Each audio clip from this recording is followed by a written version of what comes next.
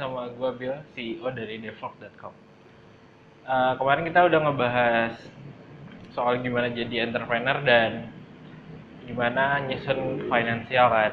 Tapi sebelum kita ngebahas lebih lanjut, kali ini gue bakal cerita gimana susahnya jadi entrepreneur.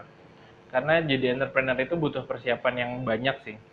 Misalkan kalian masih berpikiran soal gue pengen usaha tapi modalnya dari mana ya, terus kalau misalkan udah punya modal terus usaha apa ya, terus usaha yang jalanin gimana ya, terus kalian juga masih menimang-nimang lah tujuan usaha kalian tuh apa gitu kan.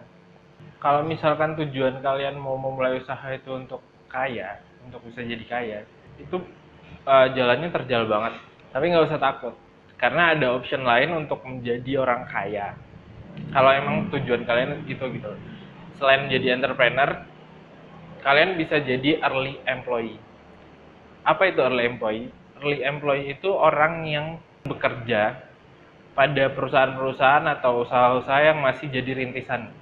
Orang-orang yang jadi pekerja dan ngebantu sejak awal gitu. Karena perusahaan masih rintisan, mereka kan nggak mungkin kan ngebayar orang-orang ahli gitu, orang-orang yang udah mahal. Pasti mereka nyarinya yang masih mau belajar dan punya tekad yang besar untuk belajar dan jadi maju bareng gitu.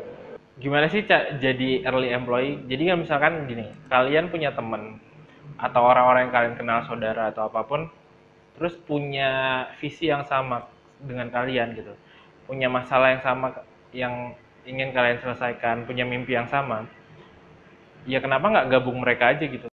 Coba bayangin teman-temannya Mark Zuckerberg tuh nggak mau ngebantu Mark Zuckerberg karena mereka mikir apaan cuma dapat 6-7%. Tapi bayangin pas Facebook IPO atau mereka go public, mereka terjun ke bursa saham, 7% dari Facebook itu bernilai berapa? Nggak usah deh teman-temannya. Jadi ada seorang muralis di California, itu ditawarin sama Sean Parker waktu itu, temennya Mark Zuckerberg, ditawarin bahwa kamu rias nih kantornya Facebook, kamu mau dibayar ribuan dolar atau kamu mau dapat persenan. Tahu yang ditawarin berapa? 0,1 sampai 0,25. Tapi setelah Facebook IPO, kebayang valuasinya, harga saham itu 0,1 itu 180 miliar rupiah. Nah, ada alasan lagi kenapa memilih first employee atau early employee untuk kalian-kalian yang masih belum pengalaman, masih masih belum punya modal atau apa gitu kan. Karena dengan menjadi early employee, kalian bakal tetap dapat gaji. Ya mungkin gajinya dikit lah, tapi ya kalau kalian masih muda, seberapa besar sih pengeluaran setiap bulannya? Pasti gaji yang dikasih itu kan cukup banget buat sebulan, karena UMR atau UMR ke atas lah.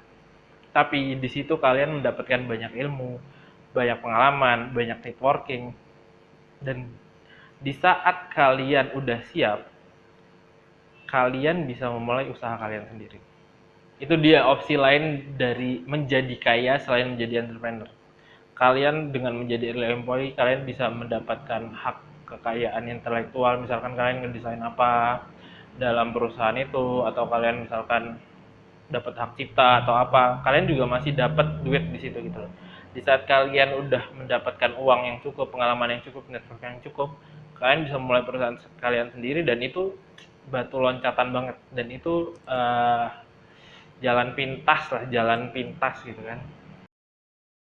Tapi kalau kalian masih bersikeras untuk ingin memulai usaha, ingin memulai perusahaan, setelah ini kita bakal ngebahas lebih banyak lagi gimana caranya nge-manage orang, gimana caranya ngajak tim untuk menjadi lebih baik, gimana caranya kalian bisa menjadi entrepreneur dan berhasil dan sukses dalam hidup. Oke, see you soon, keep hustling.